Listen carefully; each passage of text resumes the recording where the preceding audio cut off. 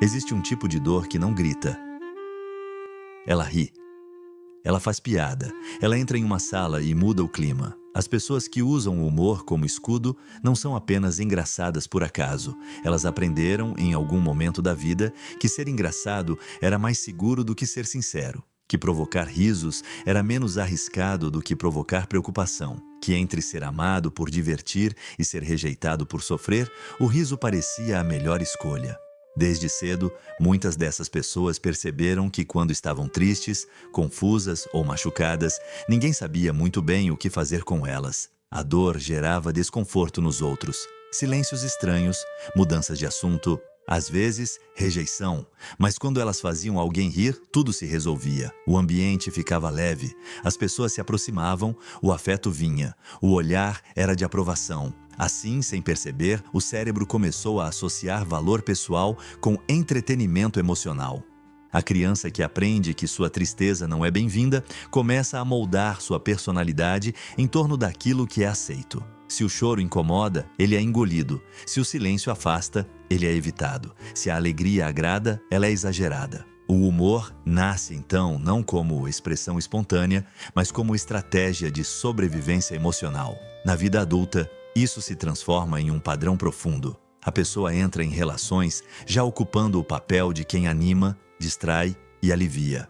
Ela se sente responsável pelo clima emocional do ambiente. Quando percebe alguém tenso, ela faz uma piada. Quando sente um conflito se aproximar, ela brinca. Quando algo a machuca, ela ri de si mesma antes que alguém leve a sério. O humor passa a ser um amortecedor da própria dor. O problema é que essa estratégia, que um dia protegeu, começa a cobrar um preço silencioso. Porque rir o tempo todo não significa estar bem. Significa muitas vezes não se permitir estar mal.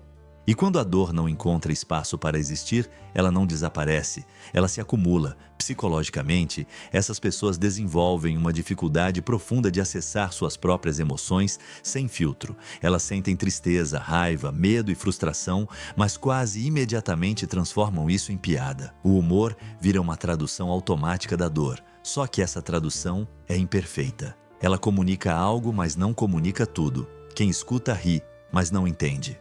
Quem observa acha leveza, mas não vê o peso que existe por trás. Existe também um medo central nesse padrão. O medo de ser um fardo. Muitas pessoas engraçadas aprenderam que suas emoções reais eram demais para os outros, que reclamar afastava, que demonstrar fragilidade cansava. Então elas decidiram ser fáceis de lidar. Elas se tornaram leves para não serem abandonadas, engraçadas para não serem deixadas de lado. Esse medo faz com que elas evitem pedir ajuda mesmo quando estão esgotadas.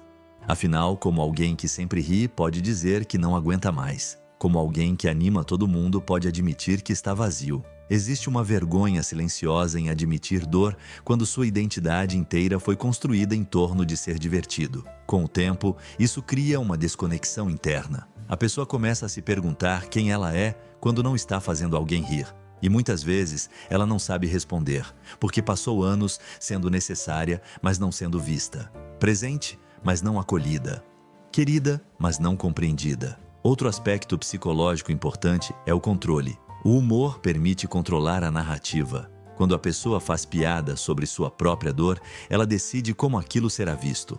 Ela se adianta ao julgamento, ela se protege da vulnerabilidade profunda. Rir de si mesmo parece empoderador, mas muitas vezes é apenas uma forma de evitar que alguém toque na ferida de verdade. Existe também uma raiva reprimida nesse padrão. Não uma raiva explosiva, mas uma raiva cansada. Raiva de nunca ter sido levado a sério. Raiva de sempre ter que ser forte. Raiva de perceber que quando finalmente tenta falar algo profundo, as pessoas respondem com outra piada como se aquele fosse o único idioma permitido. Esse tipo de pessoa costuma ser excelente observadora emocional. Ela entende o clima, lê expressões, percebe tensões mínimas. Isso acontece porque, em algum momento, ela precisou antecipar o humor dos outros para se ajustar, para não incomodar, para não ser rejeitada. Essa hipersensibilidade vira talento social, mas também vira exaustão. Internamente, existe um paradoxo doloroso. Essas pessoas querem ser vistas de verdade, mas têm medo do que vai acontecer se pararem de ser engraçadas. E se ninguém ficar? E se o silêncio afastar? E se a dor não for bem recebida? Então elas continuam rindo, mesmo quando estão quebradas por dentro. O humor passa a ser um pedido de ajuda disfarçado.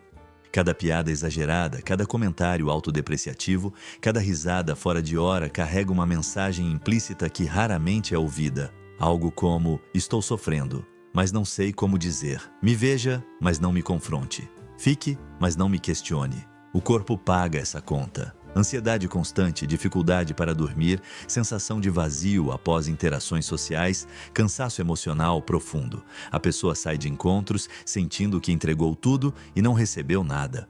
Porque entregou entretenimento, não verdade. Presença, não intimidade, com o tempo surge uma solidão específica. Não é a solidão de estar sozinho, mas a solidão de nunca ser conhecido de verdade, de perceber que muitas pessoas gostam da sua companhia, mas poucas sabem quem você é quando não está fazendo graça. Esse padrão não é fraqueza, ele é adaptação. Ele nasceu de contextos onde sentir era perigoso ou inútil, onde expressar dor não trazia cuidado, onde o riso era a única moeda emocional aceita. Entender isso é o primeiro passo para quebrar o ciclo. Mas enquanto essa consciência não surge, a pessoa continua performando, continua rindo, continua escondendo, continua acreditando que ser engraçada é a única forma de merecer espaço. E a dor continua ali, esperando o dia em que finalmente será levada a sério. Com o passar do tempo, aquilo que começou como defesa deixa de ser apenas um comportamento e passa a se tornar identidade.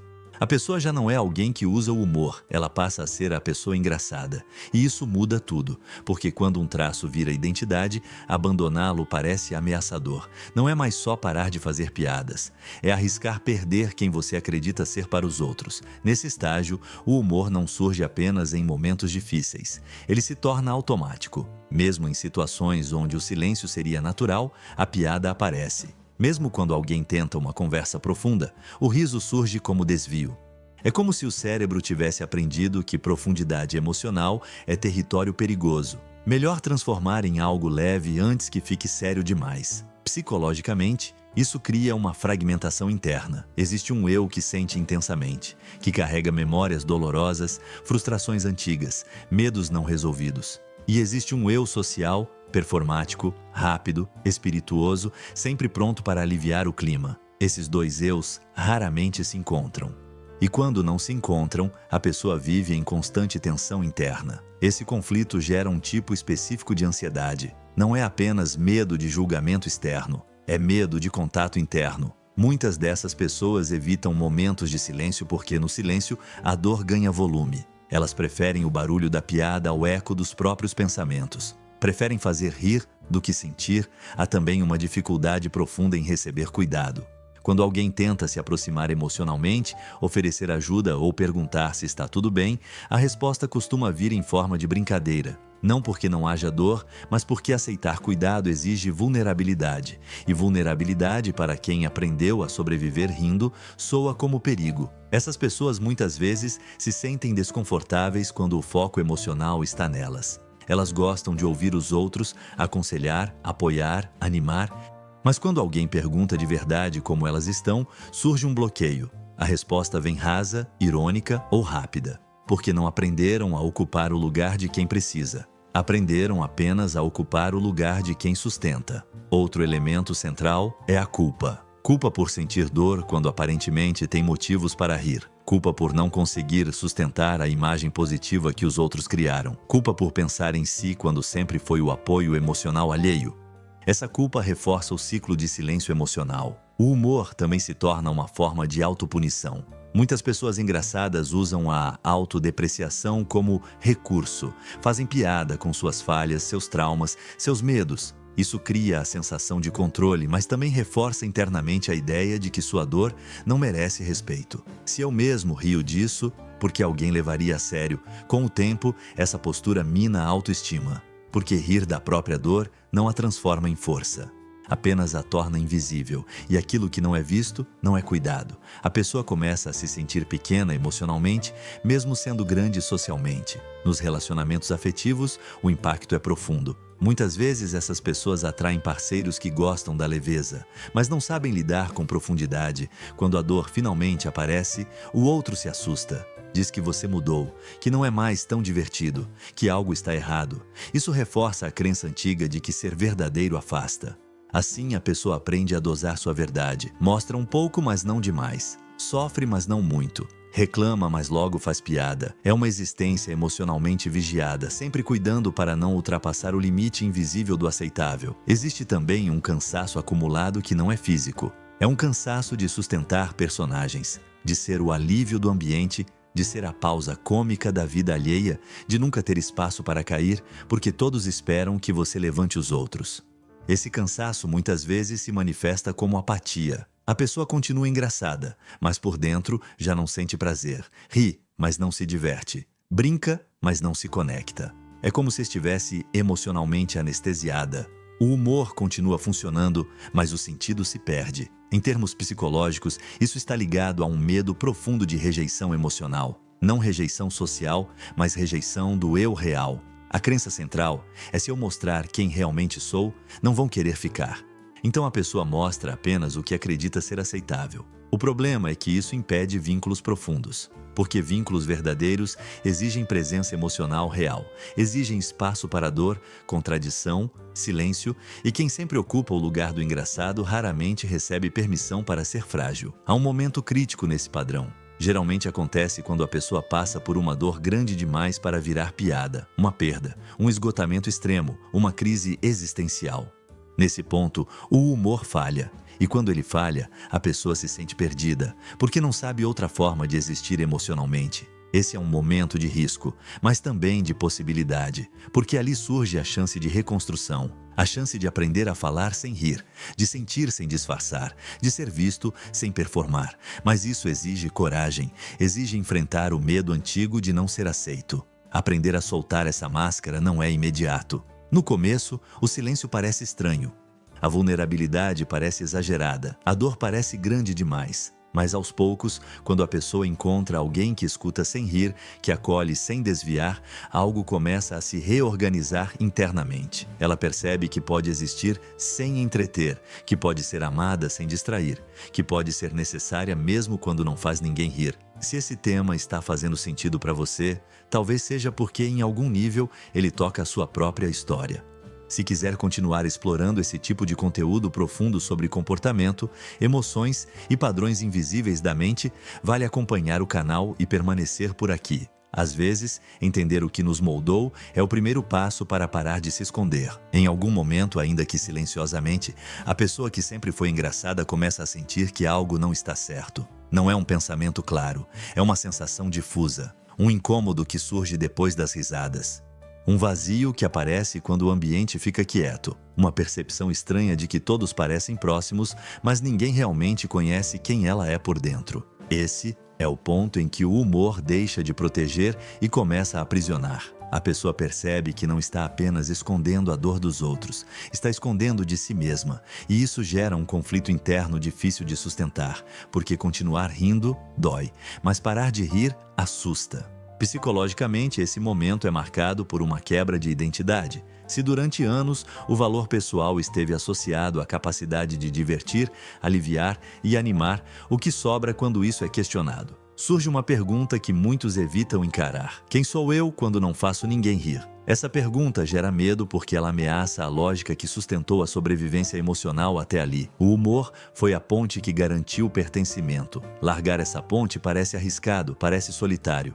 Parece perigoso, mas permanecer nela começa a parecer insuportável. Muitas pessoas nesse estágio relatam uma sensação de falsidade interna. Não porque estejam mentindo conscientemente, mas porque sentem que existe uma distância crescente entre o que sentem e o que mostram. Essa distância cansa. Cansa manter coerência externa quando o interior está desorganizado. O corpo começa a falar com mais força. Crises de ansiedade mais frequentes, tristezas que surgem sem motivo aparente, irritabilidade, falta de energia social. A pessoa começa a evitar encontros onde antes brilhava, porque sabe que precisará performar algo que já não tem forças para sustentar. Existe também uma tristeza específica nesse processo. A tristeza de perceber que muitos vínculos foram construídos apenas em torno do personagem. Quando a pessoa tenta ser mais honesta, mais silenciosa, mais real, algumas pessoas se afastam. Não por maldade, mas porque estavam ligadas à função, não à essência. Isso dói profundamente. Confirma o medo antigo, o medo de que sem o humor não haja espaço. Mas ao mesmo tempo revela algo importante. Quem fica quando a máscara cai costuma ser quem realmente vê. Nesse ponto começa um aprendizado lento e desconfortável. O aprendizado de sentir sem traduzir em piada, de falar algo difícil e não suavizar logo em seguida, de permitir que o silêncio exista. Esse processo gera estranheza tanto para a pessoa quanto para quem convive com ela. No início, a pessoa se sente exagerada por sentir, dramática por falar, pesada por não rir. Isso acontece porque seu termômetro emocional foi distorcido ao longo dos anos. Qualquer contato real com a dor parece intenso demais, mas não é excesso, é apenas emoção não filtrada. Aprender a existir sem o humor constante exige reeducação emocional. Exige reconhecer que o riso não precisa desaparecer, mas precisa deixar de ser obrigatório. Que a leveza pode coexistir com a profundidade, que a dor não invalida o afeto. Esse processo também envolve aprender a pedir escuta, pedir presença, pedir ajuda, algo extremamente difícil para quem sempre ocupou o lugar de quem oferece. Pedir coloca a pessoa em uma posição que ela evitou a vida inteira, a posição de vulnerabilidade real. Existe um luto nesse caminho, o luto da versão antiga que foi necessária para sobreviver. A pessoa precisa reconhecer que aquele humor salvou, protegeu e manteve vínculos quando não havia outra opção. Não se trata de rejeitar quem se foi, mas de agradecer e permitir a transformação. Com o tempo, algo começa a mudar. A pessoa percebe que quando fala com honestidade, mesmo que poucos escutem, o alívio é maior, que ser compreendida por um é mais nutritivo do que ser aplaudida por muitos, que a conexão real tem mais peso do que a aprovação constante. Psicologicamente, isso fortalece a identidade. A pessoa deixa de depender exclusivamente da resposta externa para validar sua existência. Ela começa a se reconhecer mesmo quando não é engraçada, mesmo quando está triste, mesmo quando não tem nada a oferecer além de presença. Esse fortalecimento não elimina a dor, mas muda a relação com ela. A dor deixa de ser algo que precisa ser escondido e passa a ser algo que pode ser acolhido. E quando a dor é acolhida, ela se torna mais suportável. Aos poucos, a pessoa aprende a rir de verdade, não para esconder, não para aliviar o desconforto alheio, mas porque sente vontade. O riso deixa de ser defesa e volta a ser expressão, e isso muda completamente sua qualidade. Os vínculos que se mantêm nesse novo lugar tendem a ser mais profundos, menos numerosos talvez, mas mais verdadeiros, pessoas que conseguem ficar mesmo quando não há piada, mesmo quando há silêncio, mesmo quando há dor. Esse processo não é linear. Haverá dias em que a máscara volta quase automaticamente, especialmente em ambientes antigos, em relações antigas. Isso não é fracasso, é memória emocional. O importante é perceber e, sempre que possível, escolher diferente. No fundo, parar de ser engraçado o tempo todo não é perder algo, é recuperar algo que ficou escondido por muito tempo. A própria humanidade, com suas contradições, seus limites, sua dor legítima. A pessoa descobre que não precisa mais entreter para existir. Não precisa mais aliviar o mundo para ter espaço nele. Não precisa mais transformar sofrimento em piada para ser aceita. E talvez essa seja a maior libertação emocional possível para quem passou a vida inteira rindo enquanto doía por dentro.